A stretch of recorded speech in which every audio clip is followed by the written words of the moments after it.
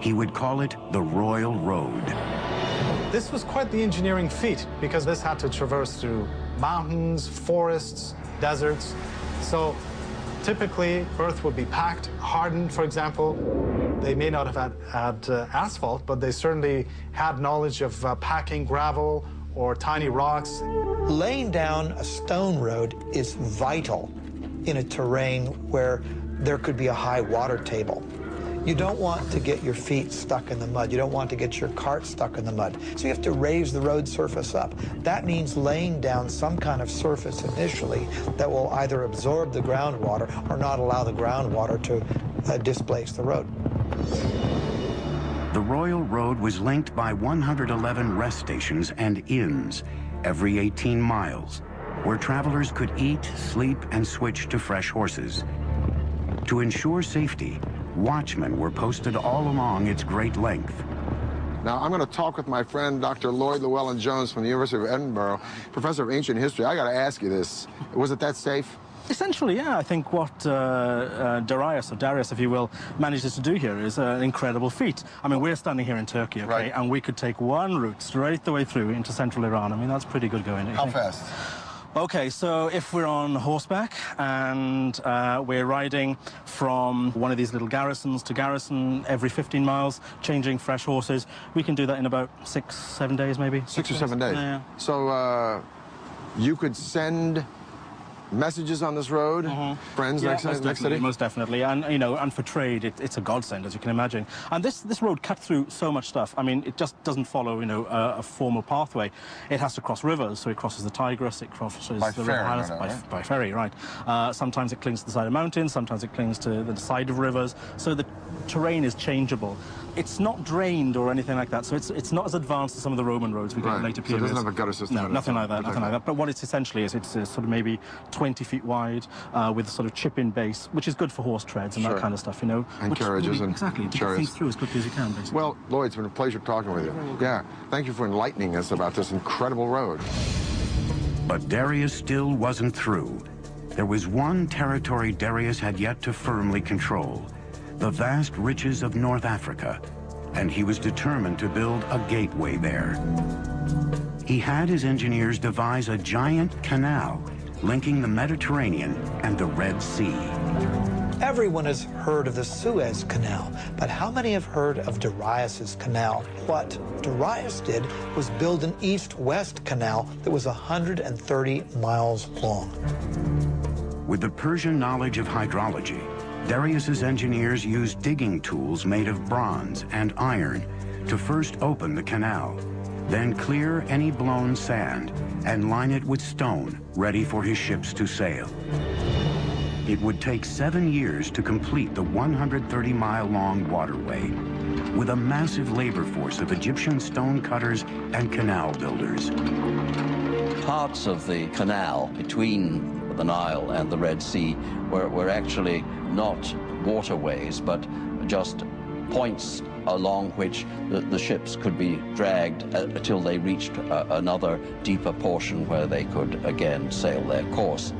Darius says, I, Darius, king of kings, conqueror of Egypt, built this canal. He connected the Red Sea to the Nile River for trade, and he says, and ships were brought along my canal. By 500 BC, Persia was the largest empire the world had ever seen, even exceeding the size and wealth of Rome at its height 4 centuries later.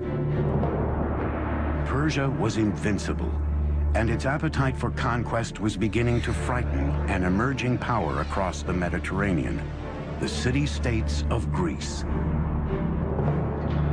Just a little geographical info. That big body of water out there is the Black Sea. This thin body of water here is the Bosphorus Strait that connects the Black Sea to the Mediterranean. So I'm standing in Asia, or Asia Minor, if you will, and that land over there is Europe. Now, in 494 BC, Darius put down a revolt from some cities on the coast of Turkey. But this revolt had been supported by Athens, so Darius wanted to teach Athens a lesson. He was going to march on Greece and attack that city. But how was he going to do it? He's got to go across the sea. Well, he takes a bridge of boats, pontoons, if you will, and lines them up from that point to that point and marches an army, so Herodotus says, of 70,000 men across the sea to attack Greece. Amazing. Persian engineers connected one side of the Bosporus to the other by scuttling boats side by side to form the foundation.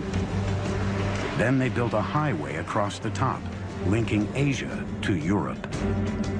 Probably this was a system of planks, and underneath there was a system of packed earth or perhaps dry wood to keep basically the road stable. Now, to keep the ships from wobbling, they must have used an anchor system of a certain weight, because if the anchor would have been too heavy, that would have, of course, tilted or damaged the ships. There was no breaking of the planks, not only due to the weight of the army crossing it, but due to the choppy waters of the Bosphorus. That's quite the feat of engineering before the age of computers. It is late August in the year 490 BC. Darius has already marched into Greece and taken Macedonia. Now he's destined to meet the Greek general Themistocles and an army from Athens and Corinth at the famous Battle of Marathon.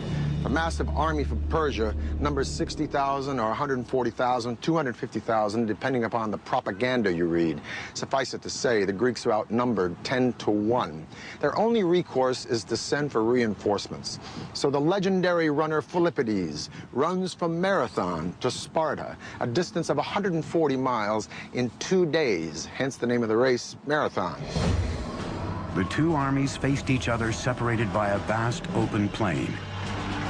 If they clashed head-on, the massive Persian forces would mow down the greatly outnumbered Greeks. This was the beginning of the Persian Wars.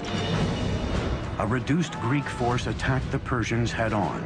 The Persians went for an easy kill. But the remaining Greek forces had split into two and opened two other fronts against the Persians.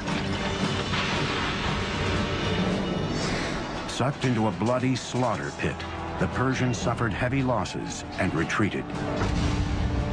For the Greeks, it was a great victory. For the Persians, just a speed bump on their path to world domination.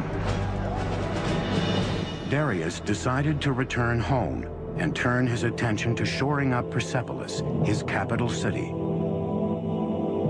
He would never get there. In 486 BC, Darius died on his way to quelling a rebellion in Egypt, leaving behind an empire that redefined the very notions of power and glory. He also prevented a replay of the chaos that followed the death of Cyrus by naming his successor, his son Xerxes. Now, Cyrus the innovator and Darius the expansionist were very hard acts to follow. But Xerxes had been a king in waiting all of his life, and a couple of his first acts were to suppress a rebellion in Babylon, another one in Egypt.